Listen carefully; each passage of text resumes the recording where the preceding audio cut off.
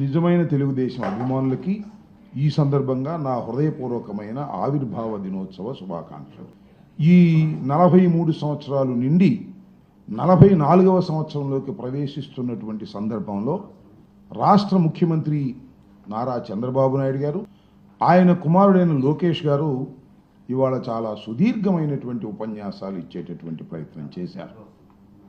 దానితో పాటు ఈ 43 సంవత్సరాల క్రితం తెలుగుదేశం పార్టీ ఆవిర్భావాన్ని గురించి చాలా గొప్పగా చెప్పేటటువంటి ప్రయత్నం చేశారు. తెలుగుదేశం పార్టీ అధికారం కోసం పుట్టినటువంటి రాజకీయ పార్టీ కాదని, అది ఆవేశంలో పుట్టినటువంటి పార్టీ అని, ప్రజలకు సేవ చేయాలనే ఉద్దేశంతో పుట్టినటువంటి పార్టీ అని, తెలుగు ప్రజలని ప్రపంచవ్యాపితంగా గుర్తింపు తీసుకురావడం కోసం పుట్టినటువంటి పార్టీ అని. దానితో పాటు చంద్రబాబు నాయుడు గారు ఇందాక చెప్తుంటే విన్నా, తెలుగుదేశం పార్టీ జెండాలో ఉన్నటువంటి ఆ చక్రం గురించి, ఆ గుడిసె గురించి, ఆ నాగలి గురించి, అవి దేన్ని సూచిస్తున్నాయో చెప్పేటటువంటి ఉపన్యాసం కూడా విన్నా. నిజంగా చాలామంది తెలియదు, కానీ చరిత్ర మామూలు చరిత్ర కాదు. ఆయన చెప్పినటువంటి ఈ 3 గుర్తులు కలిగినటువంటి జెండా ఆవిష్కరించినప్పుడు 43 సంవత్సరాల క్రితం తెలుగుదేశం పార్టీ పుట్టినప్పుడు నందమూరి తారక రామారావు గారు ఆవేశంగా ఆశయంతో ప్రారంభించినప్పుడు, అయ్యా చంద్రబాబు నాయుడు గారు ఎక్కడున్నారు?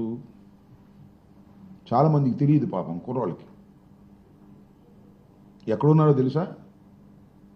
ఏ పార్టీకి వ్యతిరేకంగా అయితే తెలుగుదేశం పార్టీని నందమూరి తారక రామారావు గారు ప్రారంభించాడో ఆ పార్టీలో కాంగ్రెస్ జెండా మోస్తున్నాడు. మోయటమే కాదు, ఈ తెలుగుదేశం పార్టీ ఆవిర్భావమే తప్పని చెప్పాడు. తెలుగుదేశం పార్టీ ఆవిర్భవించినా, తన మామ పార్టీ పెట్టినా, ఇందిరాగాంధీ గారు ఆదేశిస్తే మా మామ మీద కూడా పోటీ నిలబడతానని ప్రగల్భాలు పలికాడు.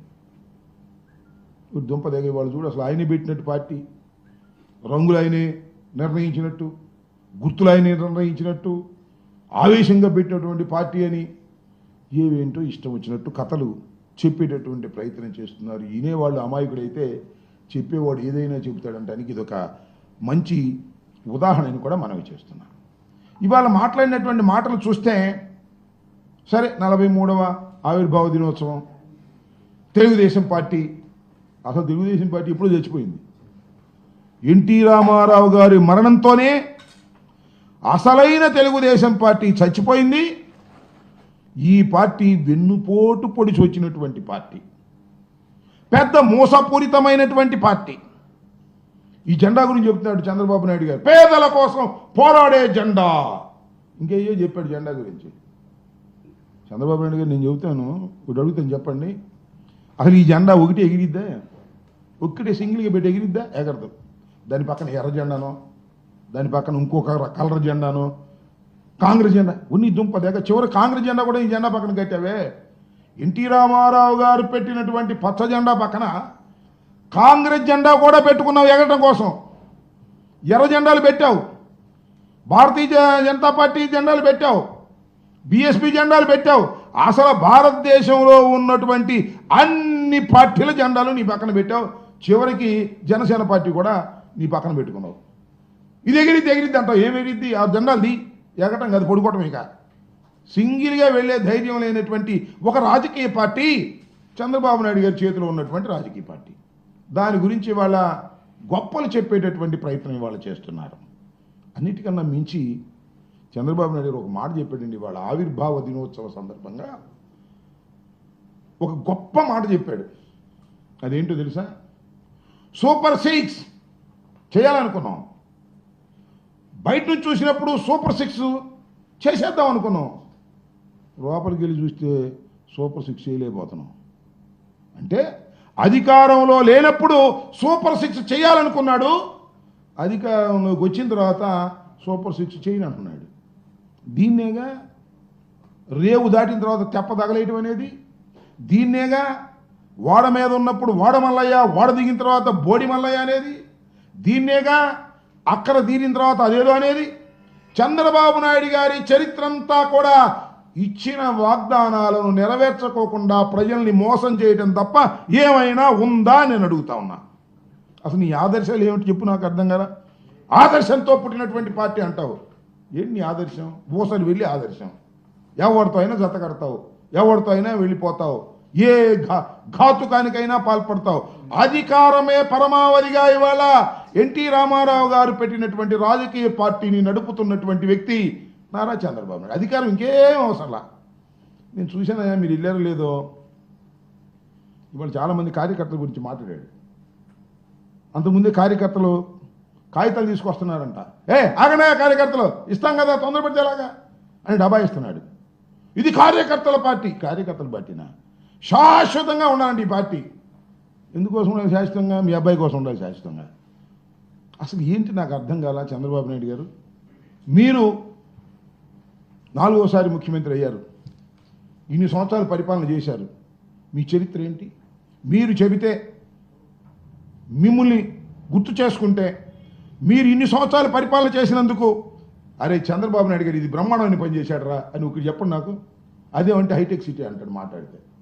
హైటెక్ సిటీ ఆయన గడిచేది ఏంటి నాకు అర్థం కాల. హైటెక్ సిటీ చరిత్ర తెలిస్తే అర్థమైంది. అది ఎన్ జనార్దన్ రెడ్డి గారి టైంలో ఫౌండేషన్ వేశారు. ఇది కట్టే సమయానికి ఆయన ముఖ్యమంత్రి అయ్యాడు. ఇంతే, అంతకు మించి ఏమీ లేదు. దేశవ్యాపితంగా వచ్చినటువంటి మార్పుల్లో ఐటీ వచ్చింది. దానికి నేనేనంటాడు జెండా పుచ్చుకుని. ఐటీని అభివృద్ధి చేసింది నేనంటాడు. ఈ లేకపోతే ఐటీ లేనట్టుగా. ఏది ఒక్కటి చెప్పు. రాజశేఖర రెడ్డి గారు నీకన్నా తక్కువ కాలం పనిచేశాడు ఈ రాష్ట్రానికి ముఖ్యమంత్రిగా, 5 సంవత్సరాలు 3 మాసాలు. ఈ లోపల హఠాత్తుగా చనిపోయాడు. ఆయన చెబితే అనేకమైనటువంటి కార్యక్రమాలు గుర్తొస్తాయి. ఫీజు రియంబర్స్మెంట్, ఉచిత విద్యుత్తు, 108, 104, ఇలా అనేకమైన గొప్ప గొప్ప కార్యక్రమాలు గుర్తొస్తాయి. అలా చంద్రబాబు నాయుడు గారి పేరు చెబితే ఒకటే గుర్తొచ్చింది. తెలుసుగా ఏంటో? వెన్నుపోటు. వెన్నుపోటు తప్ప ఏం గుర్తురాదు. మోసం చేయటం గుర్తొస్తుంది. ఈ పార్టీతో జత కట్టడం, ఆ పార్టీని తోసేయటం. బీజేపీతో జత కట్టాడు, బీజేపీని తోసేశాడు, మళ్ళీ బీజేపీతో జత కట్టాడు, మళ్ళీ అవసరమైతే బీజేపీని తోసేస్తాడు. జనసేనతో జత కట్టాడు, ఇంకా తోసేయలేదులే, అవసరమైతే తోసేస్తాడు. ఇక ఇది ఈ పార్టీ కాదు ఇంకో పార్టీ దొరికిందంటే దాన్ని తోసేస్తాడు. ఇలాంటి నీచమైన చరిత్ర కలిగి ఏదో బతికిస్తున్నాడు పార్టీని అధికారంలోకి తీసుకురావడం కోసం. వాడి జెండా వీడి జెండా పట్టుకుని బతికించేటటువంటి దౌర్భాగ్యమైనటువంటి రాజకీయాలు చేస్తూ ఇవాళ గొప్ప గొప్పగా చేసేటటువంటి కార్యక్రమాలు చెప్తున్నాం అనేటువంటి మాటలు మాట్లాడుతున్నాడు. ఇవాళ ఇంకో మాట చెప్పండి, P4 అంట. అదేంటో మరి నాకు అర్థం కాదు. ప్రజలతో పార్ట్నర్షిప్ అంట. అంటే ముందేమన్నాడు? సంపద సృష్టిస్తా. అసలు సంపద సృష్టించడం ఏంటో నాకు తెలుసు. మీరు అధికారం ఇవ్వండి, సంపద గుట్లగా సృష్టించి మారేస్తా. పారేడు కదా, ఏం కావాలి చదివి ఇచ్చేస్తా. సూపర్ 6, సూపర్ 7 అడిగిన అన్నీ ఇచ్చేస్తా. తమ్ముళ్ళు ఏం కంగారు లేదు అన్నావు. అధికారంలోకి వచ్చావు, ఇప్పుడు అడుక్కునే బాబు. ప్రజల దగ్గరికి వెళ్ళి చందాలు కావాలి. మీకు గుర్తుందిగా, చంద్రబాబు నాయుడు అమరావతి పెట్టినప్పుడు కుండీలు పెట్టాడు, ఇటకరాలు ఇవ్వమన్నాడు, చందాలు ఇవ్వమన్నాడు. సర్వనాశనం చేశాడు ఆ అమరావతిని. ఇవాళ కూడా బాగుపడుతుంది అనుకున్నారా? ఏం బాగుపడదు. పాపం ఆయన భార్య మాత్రం 2 గాజులు 3 గాజులు ఇచ్చింది. ఆ తర్వాత మొత్తం దోచుకునే కార్యక్రమమే. మళ్ళీ 26,000 కోట్లు అంటున్నాడు. మళ్ళా దానిలో దోచుకునే కార్యక్రమం. దాన్ని కూడా పరిపూర్ణంగా చేయడు. దేన్ని పరిపూర్ణంగా చేసేటటువంటి శక్తే లేదు. అయిపోతే మాత్రం నా వల్ల అయిన అంటాడు అంతే.